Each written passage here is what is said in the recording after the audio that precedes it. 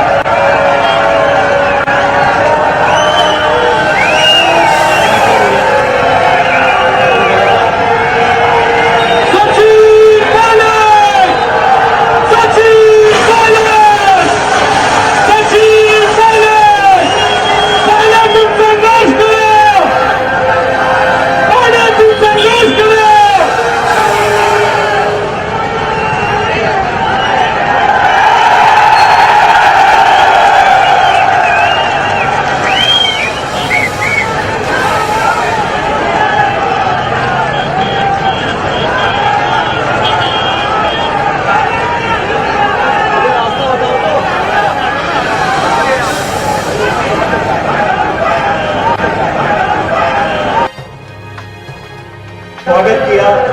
मैं तहे दिल से देशवासियों का, किशनगढ़ वासियों का बहुत बहुत धन्यवाद करना चाहता हूँ।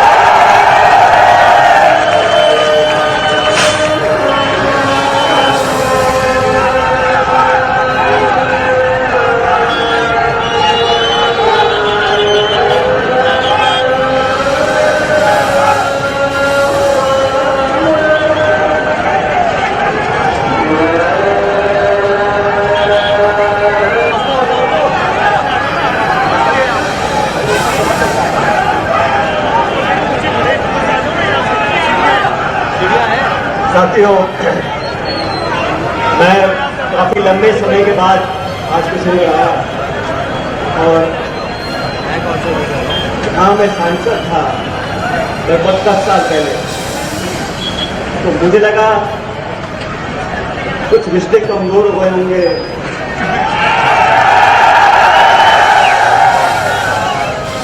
कुछ लोग भूल गए होंगे, लेकिन जिस प्यार से आपने आज दोबारा इस खूबसूरत शहर में मेरा हम सब साथियों का स्वागत किया, मैं एक बार सुनिए आपका बहुत बहुत आभार व्यक्त करता हूँ, मेरा देना चाहता हूँ। साथियों, सिर्फ एक दिन की मोहलत में एक दिन पहले हमने मन बनाया कि भ्रष्टाचार के खिलाफ हमको सड़कों पर उतरना है। और एक दिन के समय में आप लोगों ने इस उत्साह से, और मुझे तो कोई पूछ रहे थे कि मई का महीना है, 45 डिग्री गर्मी होगी, धूप पड़ रही होगी। मैंने इनको कहा हम शुरुआत कर रहे हैं अजमेर से, जहां पर आरपीएससी का दफ्तर है, और हमने जनसंघर्ष यात्रा का जो आगाज किया है वो किसी के खिलाफ नहीं, भ्रष्टाचार के खिलाफ है और उन तमाम लोगों का जो भ्रष्टाचार करते हैं या भ्रष्टाचार को संरक्षण देते हैं। हमारे प्रदेश के नौजवान लाखों लाख ऐसे नौजवान बच्चे बच्चियां जो पढ़ लिख कर एग्जाम में बैठते हैं, उनके हाथ निराशा लगती है जब लगातार पेपर निकलते रहते हैं। एक बार हो जाए, 2 बार हो जाए, 3 बार हो जाए, 4 बार हो जाए, लेकिन लगातार ये जो पेपर लीक होते हैं, मैं कई महीनों से बोल रहा हूं, कई सालों से बोल रहा हूं कि छोटे मोटे को पकड़ने से ये सिस्टम रुकने वाला नहीं है। मैंने कहा जो भी इसके पीछे है, वो कोई भी हो जो हमारे नौजवानों के भविष्य के साथ खिलवाड़ कर रहे हैं, उनको बख्श नहीं सकते। और इस पूरे सिस्टम में जो भ्रष्टाचार है, उसके खिलाफ मैंने अपनी आवाज को बुलंद किया। मैंने कहा जो भाजपा के शासन में वसुंधरा जी ने करप्शन किया था, जिसका आगाज, जिसकी जोर जोर से मुखालफत मैंने करी थी, गहलोत साहब ने करी थी, तमाम नेताओं ने करी थी। अब समय आ गया, 4.5 साल हो गए, कृपा करके उनकी जांच करो। 6 महीने में चुनाव है, 6 महीने में चुनाव है। मैंने चिट्ठियां लिखी, आवेदन किया, आग्रह किया, अनशन भी किया 1 महीने पहले, लेकिन अभी तक कोई कार्रवाई नहीं हुई।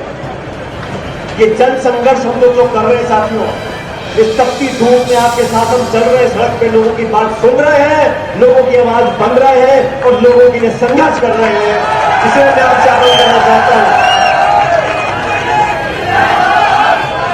कोई कहता है, कुछ लोग कहते हैं कि हम गुटबाजी कर रहे हैं, कुछ लोग कहते हैं कि गुटबाजी हो रही है।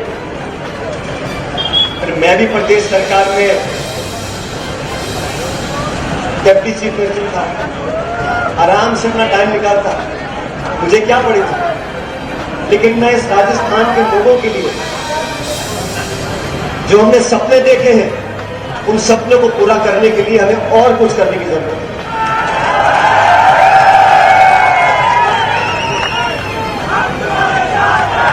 मेरा राजनीतिक जीवन आप सब लोगों के सामने है।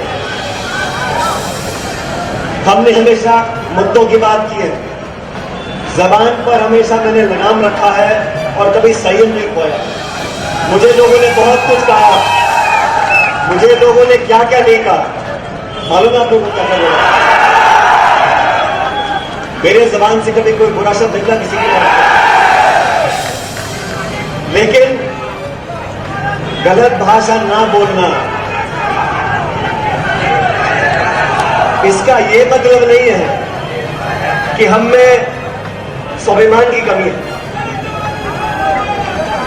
और जब हमने मुद्दों को उठाया, करप्शन के मुद्दों को उठाया, और मैं चाहता था एक पारदर्शी तरीके से जांच हो, जांच में दूध का दूध और पानी का पानी निकला।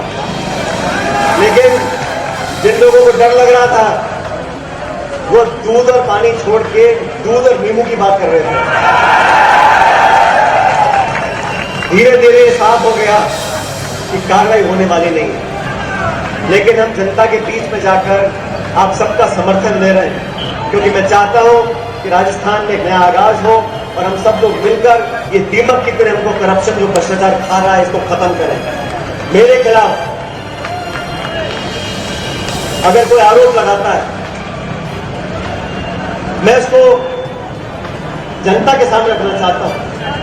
मेरी राजनीति आपके सामने है, स्वर्गीय पायलट साहब की राजनीति आपके सामने है।